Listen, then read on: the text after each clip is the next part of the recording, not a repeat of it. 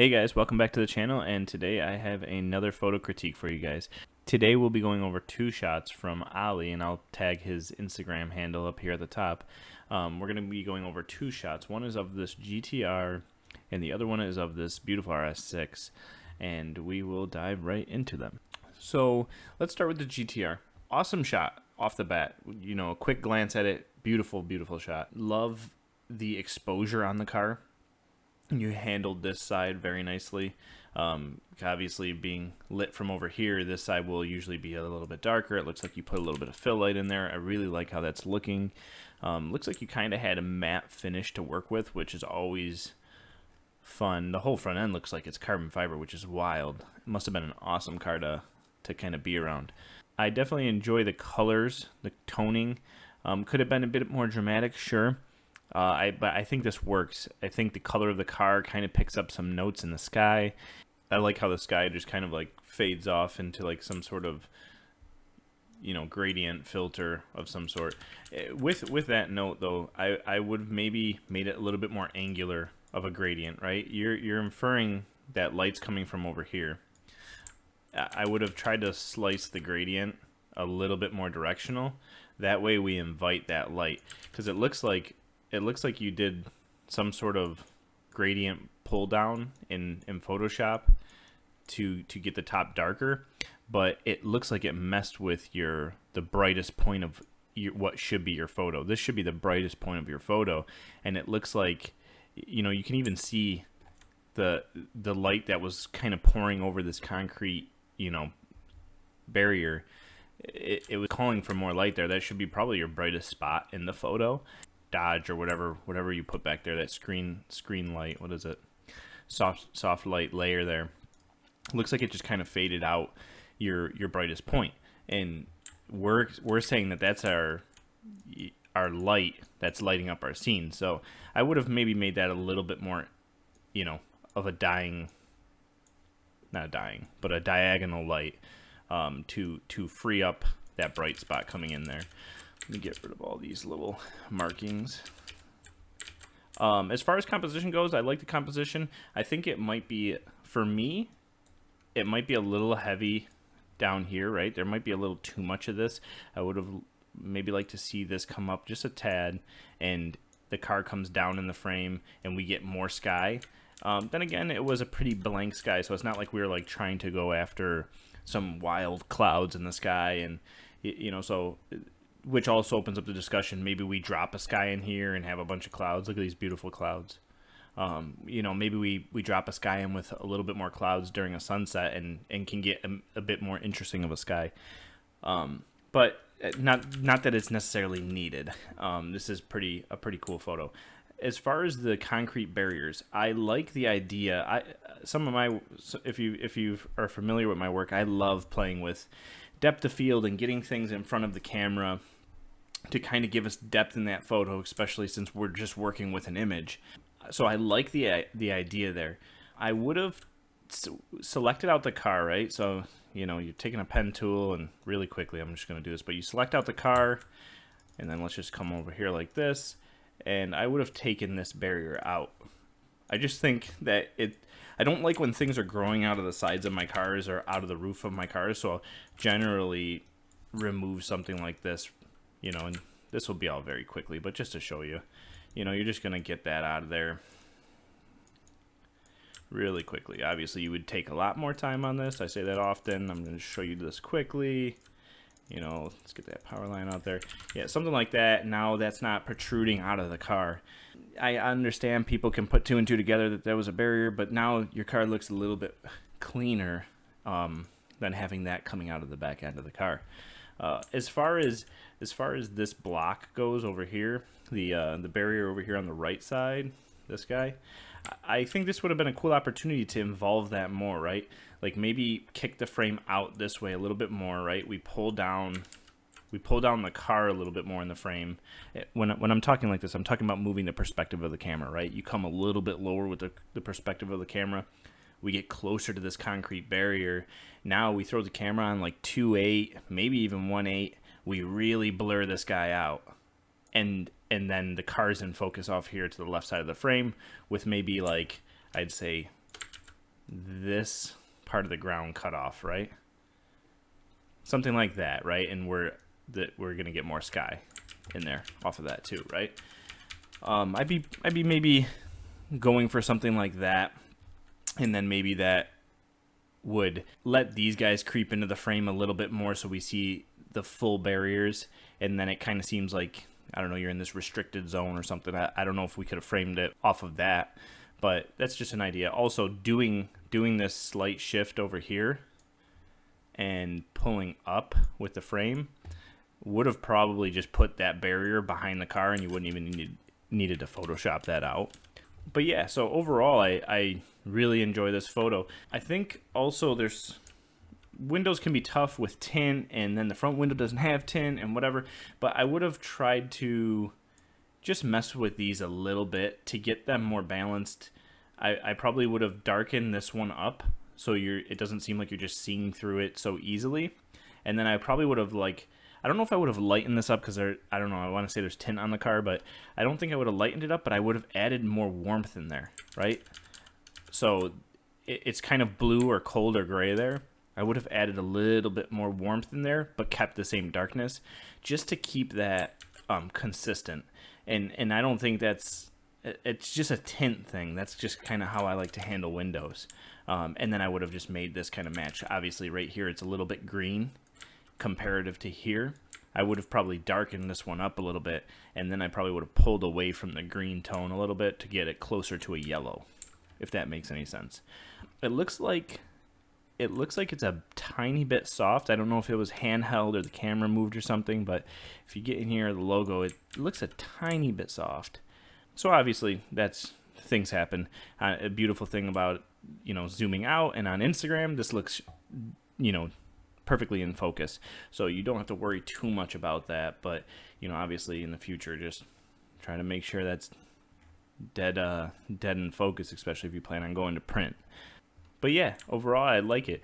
I also think one last thing is, it would have been interesting to see, like, the ground selected out from the car. And I, that's a really bad on the bottom there. But the whole ground selected out in the car, and instead of just, like, doing a gradient pull from the bottom and it ending there, it would have been cool to see, like, what the whole entire ground looked like, a little bit more contrasty, and having these cracks all come in a little bit darker, like the ground is cracking away from the car or something. Not necessarily that dramatic, but like giving the ground there's so much ground in the photo that sometimes giving it contrast and darkness will give it a little bit of interest and detail and add a little bit of weight to the photo for it being this much of the photo, if that makes any sense. So that is image number 1. Let's go over to the RS6, which is image number 2. I love this photo. This is a really cool, composite that I feel like works pretty well. I love the haziness. I love the birds. I like the sky. Again, I think just working on those gradient pulls to be in the direction, to just make it complement the light, right? If the light's down here and you do a gradient pull up here, right? It's okay to do that gradient pull, but then Control T and hit warp on the gradient pull, so then you can take the gradient and pull it up, right? I'll show you guys that really quickly, right? It's something I like to do. So say, for instance, the light is down here behind the car, right? If I just get a gradient pull and I want to do a, let's just say I want to do a dark gradient pull. You're going to put it on soft light, and let's just say you go straight down. You're gonna, I have a low file here that I'm working with, a low res file, so bear with me. You're going to see a lot of artifacts, but you're basically telling it to create me a perfect pull down, right? A perfect pull down all the way across a photo, which doesn't make sense. There's the light it fades. It's like if a light source is coming from a circle, it's going to be a circle, a radial circle, right? So when I make this, and I'm going to do it really dark, when I make this gradient pull, let's go with this one. When I make that gradient pull, right now it's straight. I'm going to hit Control T, and I'm going to right click and hit distort or mainly warp, right? And you're gonna warp that so that it makes a little bit more sense with the shape of that light pouring in, right? And this goes like, that's if it was straight on, right? So now I have this warping gradient effect. Say it was like, say the sunlight was over here, right? I would come in and do a diagonal pull, right? But now I don't want it to affect my ground, right? So I'd layer mask it out of my ground on a black brush. I know I'm moving kind of quick, but I just want to show you guys this in the fastest way possible. So I do something like that, and then you could also do it with the brush. You don't have to do it with the control transform or the control T, but you could like kind of paint in. It's okay to paint in or paint away that mask to kind of give you the shape of the light that the scene is calling for.